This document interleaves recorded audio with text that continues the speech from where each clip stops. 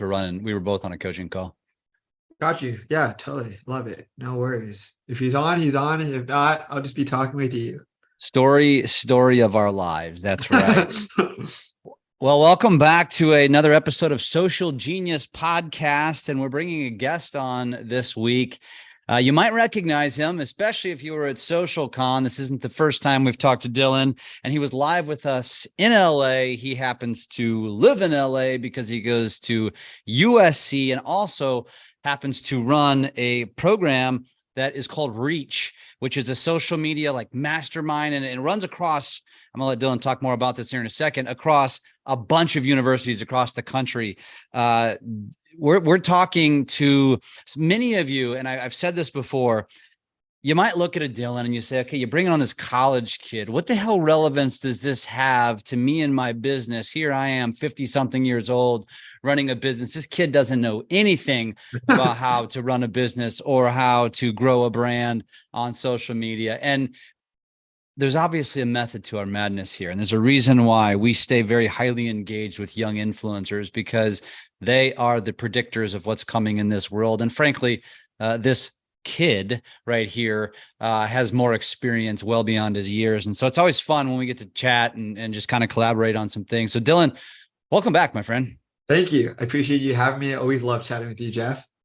Awesome. Well, first of all, start with a little introduction. So tell us a little bit about Reach and what you're doing.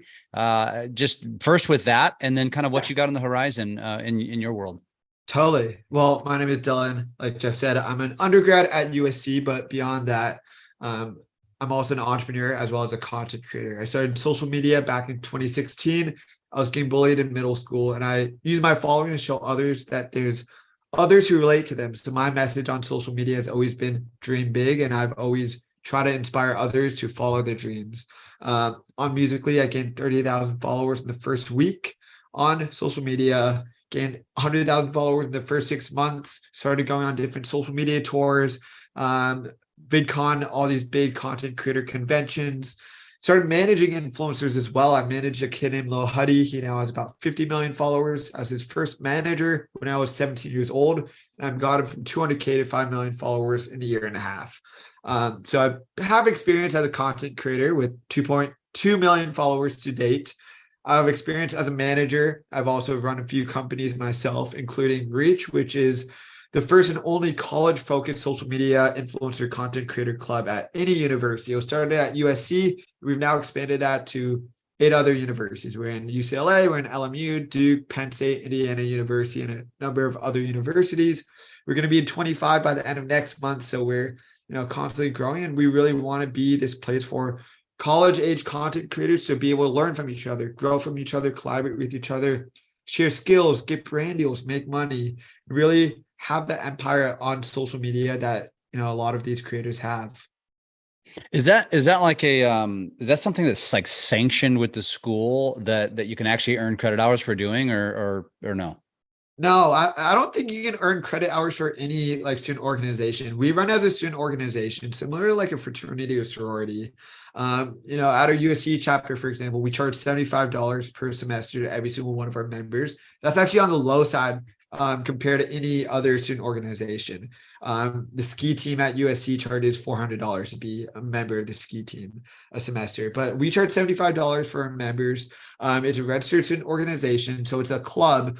And we do work very closely with the university in terms of we follow their directions, their rules, but we run very independently at the same time.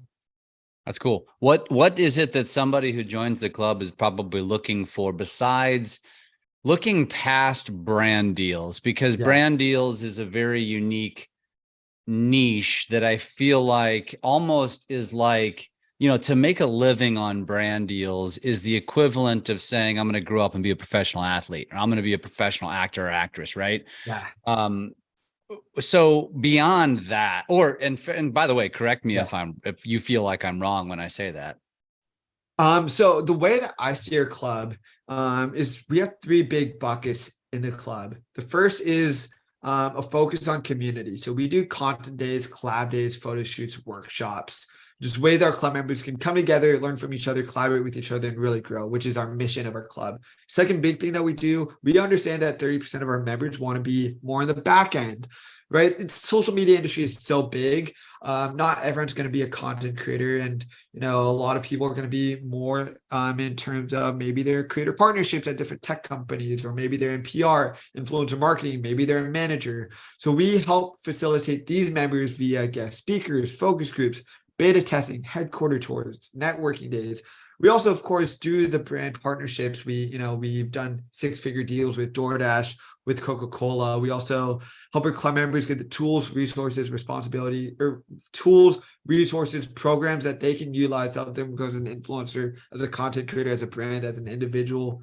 We have those, but our big focus is to help kind of connect the entire world of social media, because beyond just brand deals, there's so many opportunities for the average content creator. So we have partnerships with Patreon or Fanfics and all these big monetization platforms. We have, a partnership with Kajabi.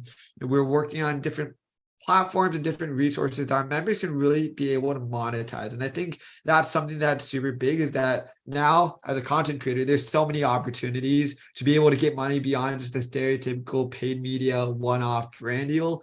Now there's so many ways, whether that be on Snapchat, just by posting on your stories, and there's a revenue share for those who are Snap stars on the platform. So we, help facilitate that. Very cool. Very cool. So let's articulate this differently for our audience, which typically is going to be for the professional who already is in a business, might be like, for example, a real estate agent, a loan officer, like basically an entrepreneur, somebody who might own their own business.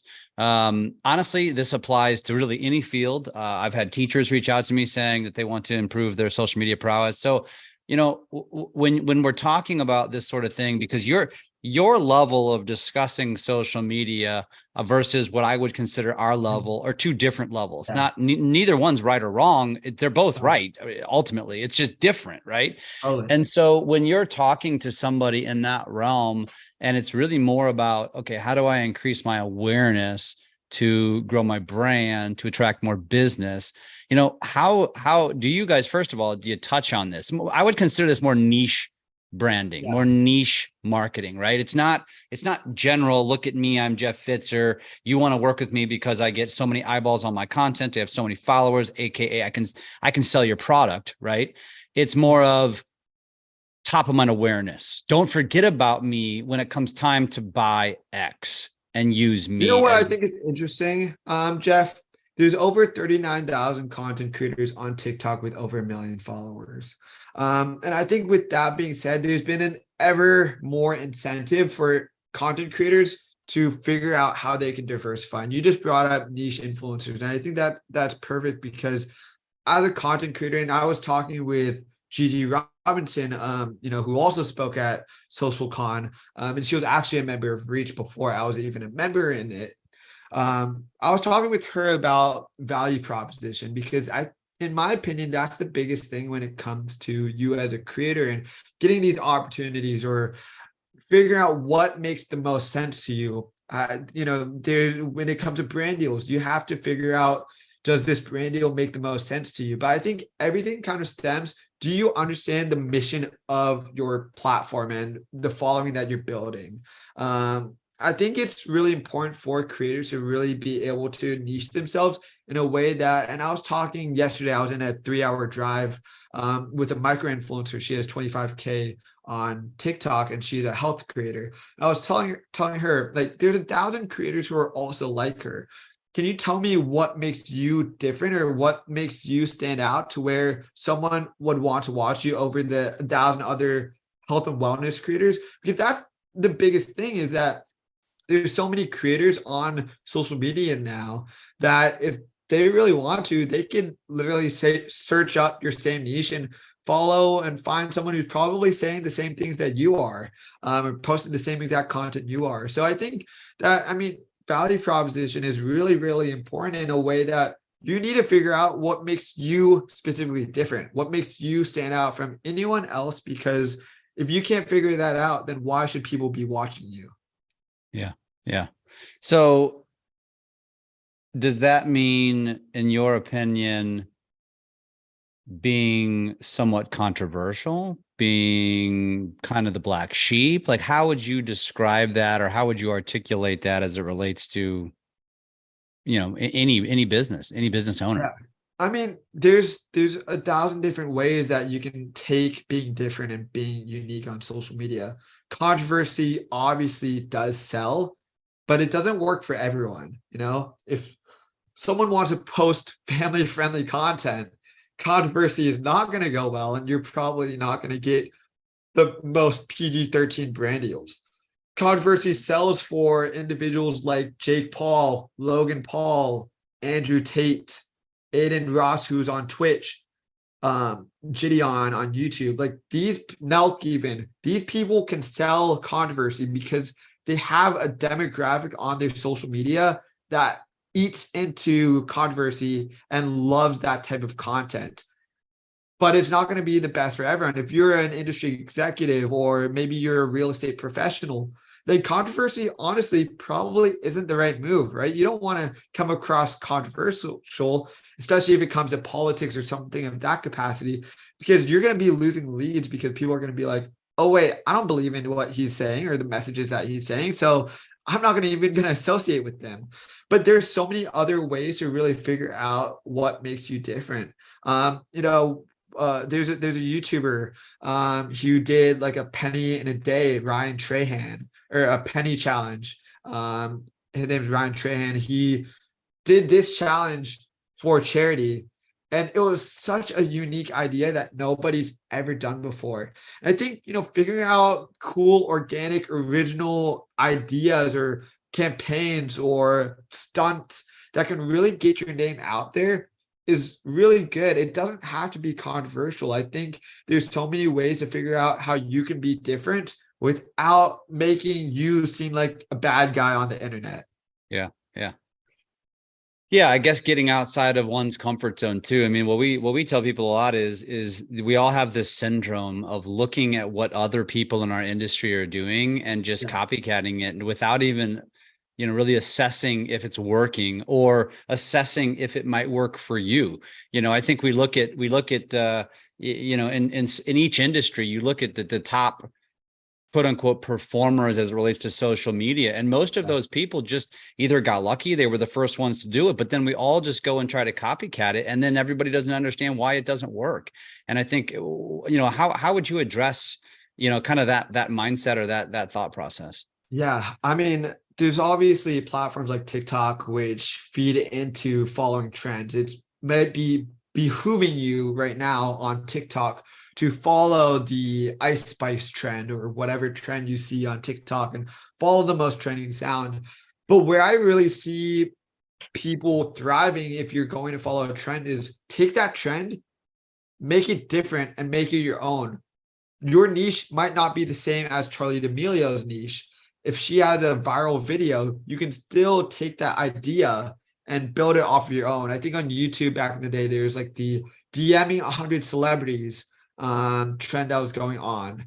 But then people started taking that and to applying it to their own niche, DMing 100 celebrities to tell me how I should do my makeup, or to tell me what I should eat for a food creator. That's where you can really take your content and that trend and elevate it. Because in my personal opinion, if you take a trend and you just copy it, you're not going to do as good as the original video that made that trend.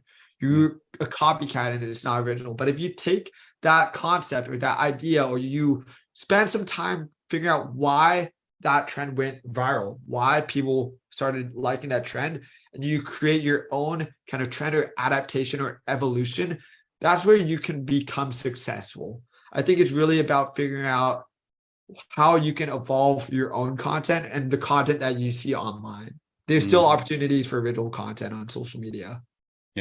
Yeah. But I think a lot of people struggle with the creativity, and that's where, kind of create or driving inspiration from someone else's post is still probably one of the most effective strategies that exist on social media.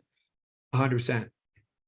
So From your perspective, obviously, I've said it before, I'll say it again. I said it at the beginning of this episode, the youth of America are the drivers, are the best predictors of where technology is going, where the future is going, especially as it relates to social. It's been proven, right? Facebook started as a college app. We all followed. Then Instagram was kind of like created essentially as that place where all the young Facebookers were retreating because us boomers were infiltrating it, right? Snapchat Same thing too. happened. Snap. TikTok. It happens with every single one of them. Right. Totally. And so you talked at SocialCon about Lemon8, and that's not lemonade, Lemon8, the number 8 is an up and coming app in the social world. Last year, Be Real was the number 1 most downloaded app in the world. So what would you say right now for those that are listening? They know we're big on the innovation side. What should we be looking at? What should we be testing? What should we be maybe considering to jump on to kind of gain opportunity as being an early adopter? 100%. I it's interesting because there always are social media platforms that are changing and evolving and new ones that are blowing up. I talked about Lemonade, and I said, I think at SocialCon, I talked about how I think it's a really cool, very new platform. And if you want to jump on it, you should spend maybe, a few hours a week jumping on the platform and figure out if it works for you or if you're starting to grow an audience. Lemonade isn't the only platform that is new. There's Stereo, which is an audio focused platform. There's a ton of different platforms. I think the biggest thing, we don't know if Lemonade is going to be big. We don't know if Stereo is going to be big. We don't know if any of these platforms are going to be big. Be Real had its wave and peak. Clubhouse had its wave and peak. I think the biggest thing you need to figure out for yourself, and this is the biggest identifier in technology, is there a reason or an angle that this platform is creating waves that is different from these other platforms? If it's something like Be Real, where you're already taking pictures on Instagram, honestly, the only identifying factor of Be Real was it's the fact that you had to post it out the minute you could that they announced it. But for Be Real, you could post it late too. So what is the defining factor? Mm-hmm. There was nothing for social media influencers to incentivize them to get involved. There weren't reasons for you to post it. There weren't reasons for you to be on it for more than 2 minutes a day. So on a social media level, Be Real, while it was a great platform, there were so many pitfalls that they still need to overcome if they want to be a long-term platform. Instagram, TikTok, Snapchat, LinkedIn, even Facebook, YouTube, these are the platforms that have been there, Twitter as well, that have been there that know how to do it right. These are legacy platforms, unless TikTok gets banned, of course. But for figuring out if a platform is going to be successful, you need to figure out, one, why should people use this platform? Or what's the difference between this platform and another platform? If it's just something figurative like, it's a copycat. Honestly, like Lemonade is a copycat of Pinterest and Instagram. There's still time and developments that need to be made for it to be successful, because this industry isn't going to favor copycats. It's going to favor originality and uniqueness. So, personally, if you wanted my hypothesis, there isn't any platforms right now that are going to be to the same level as Twitter, TikTok, YouTube. But there are opportunities if these companies want to pivot and figure out where their niche is or their value is in the space. So 2 things. One, you said that you're not going to be successful as a copycat, but Mark Zuckerberg has made an entire career out of copycatting. So I would kind of argue that slightly, at least with Zuckerberg. Okay, well, right now, Facebook and Instagram can copycat because they already have the 500 million. They're already legacy. They've already been in the space. So, once you're in the space, you're in it. But you need to be. What you're saying is a new idea being a copycat is probably not going to survive, because the one who dominated it and created it is already dominating. You're not going to overtake it, basically. Yeah, exactly. It's like a search engine trying to overtake Google. Yeah, it's almost impossible. Okay, so then what I heard you say was pay less attention in right now, which that could change next week, Yeah. but right now pay less attention to the new apps and focus on the legacy ones that are working. And so with that said, you mentioned them all and everybody knows them. I don't need to recite them again. What would you say is the best social app to gain the biggest following in the shortest amount of time? TikTok, 1,000%. As much as I hate TikTok, it's going to be the biggest platform if you want to gain a following. Now, like I said, there's 39,000 people with over 1 million followers on TikTok. The algorithm is built for you to gain followers, but it's not built for you to become a brand or a household name. You're not going to do that on TikTok. There's only probably 100 people who've been able to do so. Charlie D'Amelio, for example. It's almost impossible for you to elevate to that level on that platform, but you can gain followers very quickly. 39,000 with over 1 million. Wouldn't that be considered diluted? It's oversaturated. It's insanely. It is so oversaturated. So if you're going to attack TikTok, do you have a specific strategy that you feel like somebody should attack if that was going to be their focal platform? So here's the way the algorithm works.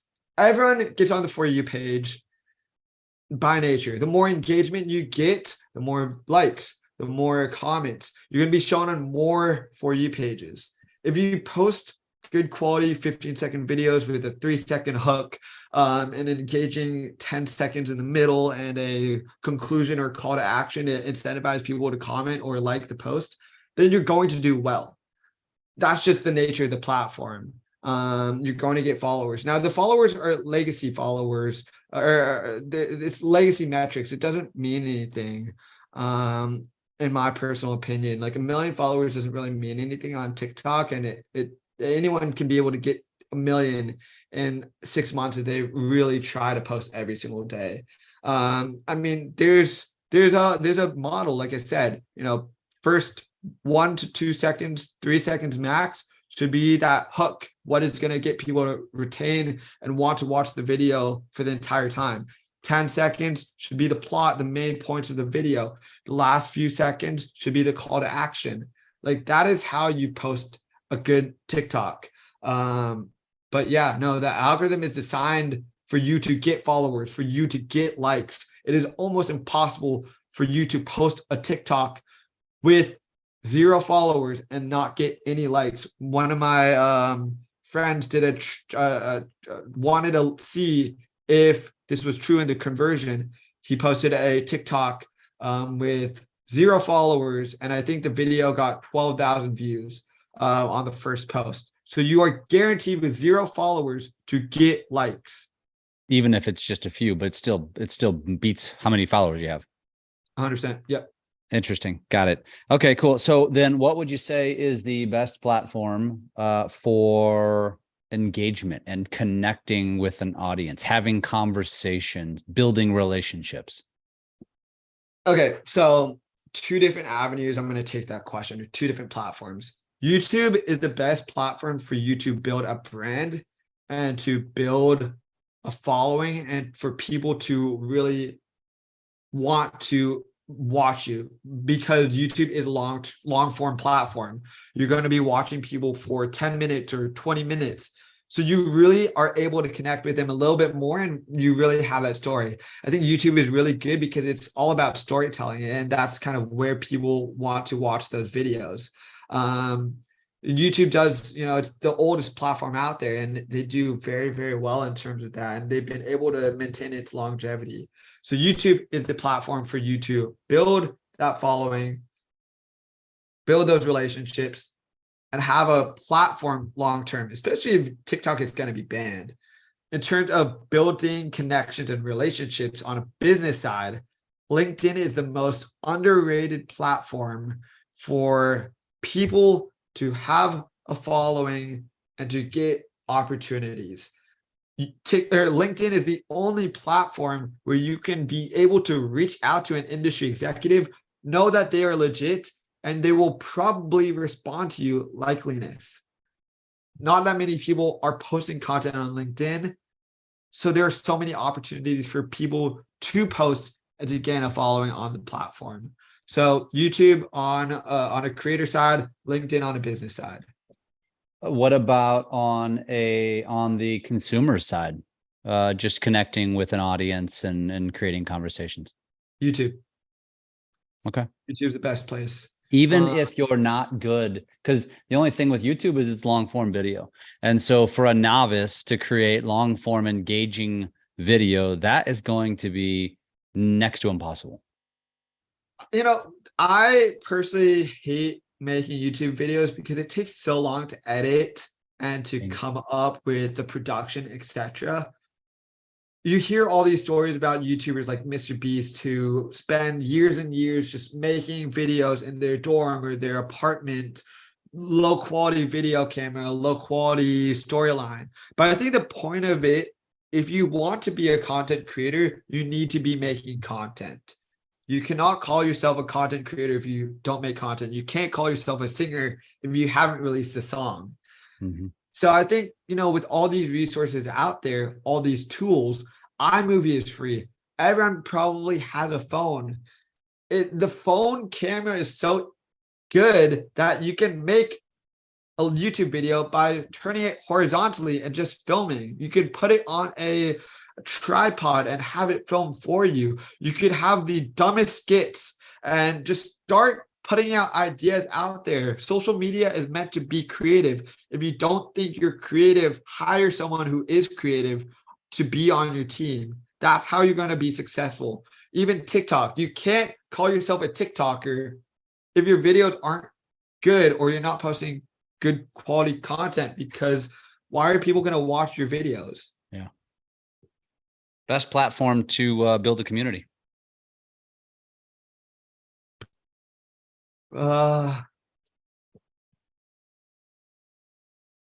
Community as in what sense? You know, have your own little private you know, in is group, your own private mastermind, your own private area for you know, like-minded people to share together and be in, Discord. you know, kind of where? Yep. Discord. Okay. Yeah. So it started off as a gaming platform, but I think they've really elevated the platform into what it is today. If you want to, especially if you are a creator on TikTok, YouTube, Instagram, wherever you're a TikToker or wherever you're an influencer, I recommend that you create your own Discord. And it's a community. I don't know if you've taken a look at Discord, Jeff. I know of it. I've never been on it. You can create a community and you can be able to turn your following from all these platforms into one central place. It's a great way for people to informally chat with each other, to meet each other, for you to announce when your merch is dropping, when a new video is dropping. You can choose whether you want to charge. You can do it for free. It's super easy. There's lots of open source bots and tools that can make sure that you're moderating. You can restrict if people can swear, or, you know, all the content needs to be clean. So I think that's the best platform. It's you know, a massively growing platform. And I think we're starting to see more and more features of Discord come to fruition. You know, in addition to that, there's a ton of other platforms. There's Fanfics, which is great. Patreon, which is great. But if you want one that is kind of overall positive, Discord is a good area. You're going to make some heads spin here because you're just, you know, there's so much. Someone's going to walk away like, shit, like I'm not even doing good at the ones that already exist. Now you're telling me how to get on other ones. So last question. Overall, if we had, I came to you, Dylan, and I'm the god of social media, and I said, Dylan, I'm going to blow up every social media platform except one. Which one stays? YouTube. YouTube is such a legacy platform. They're doing so well with YouTube Shorts, and they have basically, I mean, every platform is competing with each other. They all have the same features at this point. But YouTube has been able to have its legacy long form, is able to really emphasize that aspect of community. There's subscribers. There's, you know, now paid subscriptions on there. there's, your typical videos. The chat is the comment section is so easy for you to interact with people and get feedback. The short form is growing so well. Their revenue share model, their new rev share that they launched in February, is doing wonders for a lot of big influencers. I'm friends with a guy named Alan Chicken Chow, and he's the #1 most watched YouTube Shorts creator in the entire world, getting 500 million views every single week off of short form on YouTube alone. So if you say that YouTube Shorts isn't massive, it is massive.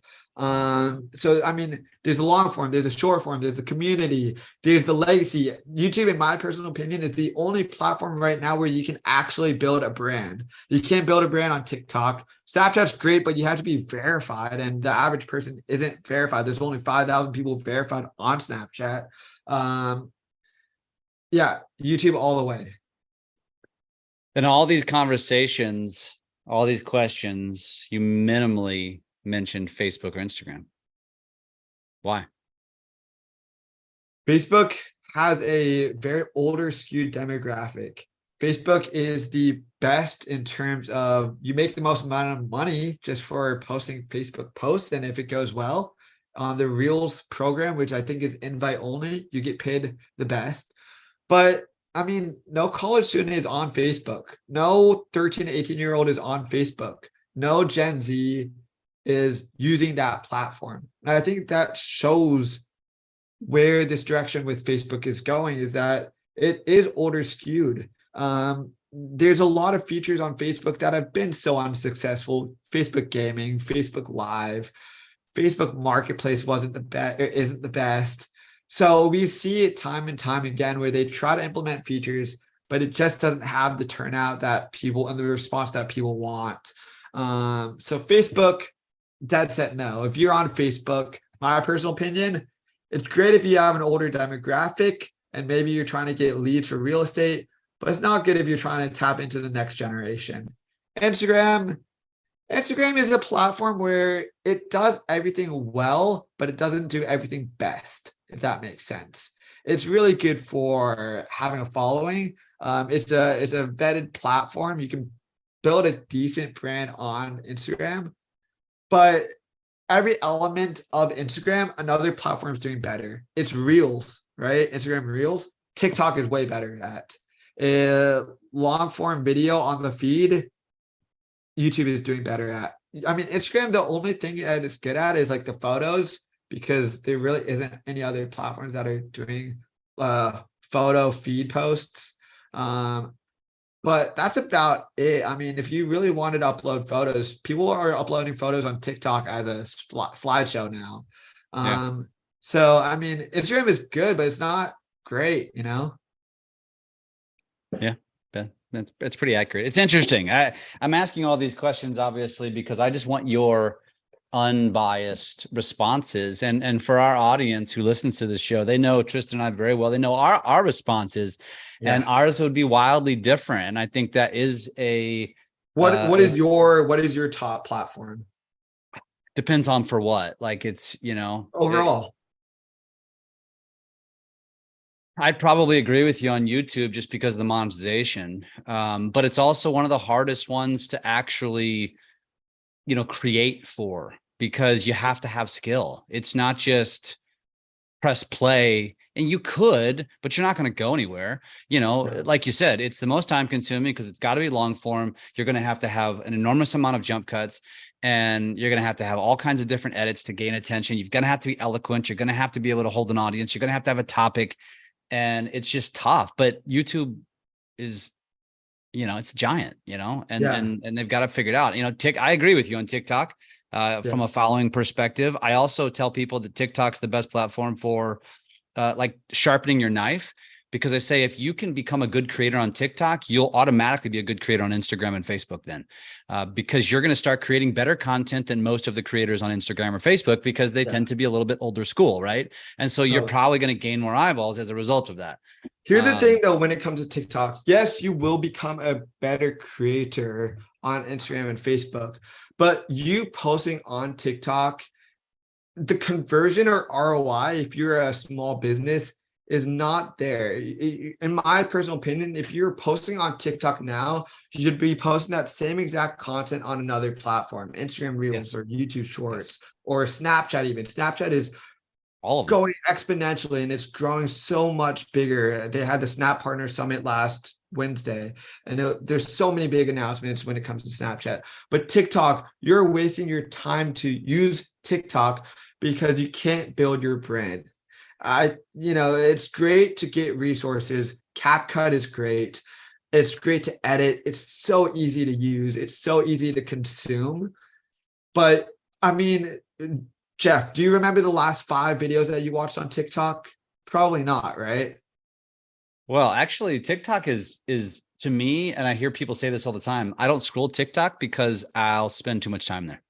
Yeah. I mean, it's addictive. Social media platforms that's their goal. If you watch Social Dilemma on Netflix, their goal is to be addictive and to get more people to use them longer because then they make more money. Well, it's the same thing. It's the same thing television did 30 years ago, and nobody talks about that. That's exactly what television did. 100%. No, that is exactly. And this is now a new form of media where these content creators are now the directors of their own television show. And I think that's the evolution. I think the thing about TikTok, though, like I said, is that I can't remember the last 5 videos that I watched. And maybe I remember the niche because of the For You page is tailored to what I like and what the content that I'm liking. But I can't tell you the usernames of those people. But I can tell you the last 5 YouTube videos that I've watched. And I spend the entire view count watching all the YouTube videos. I was watching Mr. Beast. I was watching before this. I was watching Undercover Boss. I watched like 2 episodes of it because you have more time to really dig deep, and I guess it becomes more retention based when you're watching more of it. Whereas TikTok, it's quick. It's quick. 100%. And I think that's where, as a creator, you can build your brand, is because people are watching you longer. People are now digging into your life, figuring out who you are, being able to understand your personality. Where on TikTok, you're sheltered behind an audio. You're sheltered behind an audio clip. People can't hear your voice on TikTok if you're not talking, but you can choose to not talk on TikTok. You can't really do that on YouTube. So on YouTube, you can't do that on TikTok. So on YouTube, you really are starting to build the authentic you. And I mean, people on YouTube can figure out if you're lying or you're fake. Yeah. The only one that I wouldn't say disagree with, but have a completely different answer would be when building a community or a group. I'm still preaching Facebook, just because there is no other platform that has groups like Facebook does. It's I think more community driven or niche driven, hobby driven, that sort of thing. I think you could still really gain some impact there, and that's really the only purpose for Facebook, in my opinion, anymore. But I do, and the majority of what you said, I totally agree with. Yeah, my big thing about Facebook is that I haven't seen any Gen Z person download Facebook. The only reason why people my age have a Facebook account is if they want to have the same login for different video games, and they ask you, do you want to log in with your Facebook account? So it's easier to just log in with a Facebook than a login for every single platform.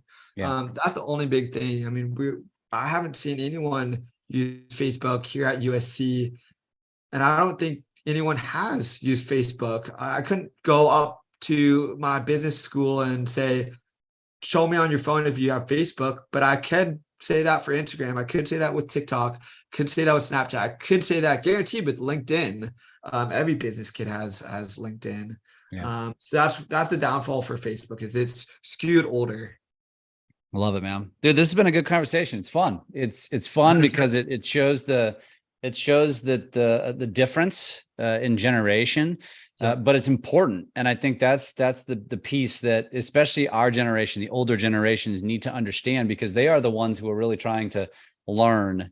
This is not muscle memory for them. For your generation, this is very easy. It's easy just to slide into a new app and start figuring out the buttons. But for somebody who's 35, 40 and older, they didn't grow up with this stuff, and they've learned it as they've gotten older. And now it's a matter of understanding how to best use it. And it's an interesting conversation, man. I love doing this. We'll have to do this consistently more often. And when your young group, man, needs a boomer, Who knows what he's talking about. You need to have us come in and chat and talk about niche marketing and how we've used social to blow up businesses. We're 100% going to do that. I was talking with one of our exec board members last week. She's a real estate student at USC. And I was like, I got some really cool real estate focused people who want to come speak. So I'm gonna make sure that she helps us make sure that this comes to life and comes to fruition. I think I'm going to end on kind of one last thing, please, because, we talked about a bunch of different platforms, and every single person, I mean, we see this with our club and all of the influencers with their club. Everyone's different, right? Your niche is not the same as my niche is not the same as Jeff's niche. It's not the same as Charlie D'Amelio's niche. It's not the same as Mr. Beast's niche. Everyone is different. The platforms that we named and talked about, someone who's a college student might find Facebook successful because maybe there is no college student on Facebook. So maybe the Facebook community is hungry for someone younger.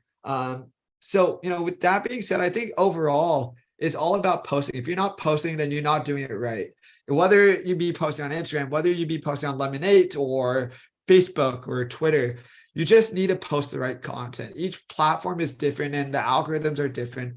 So study whatever platform you think, personally, this is what I would do, study whatever platform you think is easiest for you to use and to make content. Study the algorithm, study what trending people or viral people are doing good and how their content is amazing. Post similar style content and then find your niche and your voice based off of that.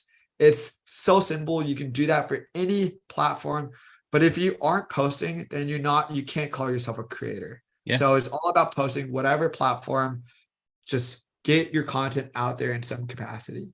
I love it, man. That's a great way to end. And you notice that that's one thing we absolutely agree on. If you're not posting, you're a consumer, like the people you're trying to sell to. And that's one guarantee. I can guarantee one thing. You're going to gain nothing from social if you don't post. So Dylan, good stuff, man. If somebody wants to connect with you, what's the best place? How do they do that? If someone wants to connect with me, LinkedIn is an amazing place. Dylan Huey on LinkedIn. You're too young for LinkedIn. Get the hell out of there. LinkedIn is the best platform if you are trying to get opportunities. It's the easiest platform to just consume, to network with industry executives. I love LinkedIn. I post on there every single day. But in addition, Instagram at Rodinflash, my Snapchat at DJ RODINFLASH, Rodinflash. Generally just Rodinflash everywhere. My website is www.dylanhuey.me. And I would love to connect with everyone and hear what they're doing successfully and the platforms that they think is the overall best. Dude, awesome, man. Thank you for your time. Thanks for being here. Great to chat with you. And, we're going to stay in touch. Totally. Hey, Jeff, always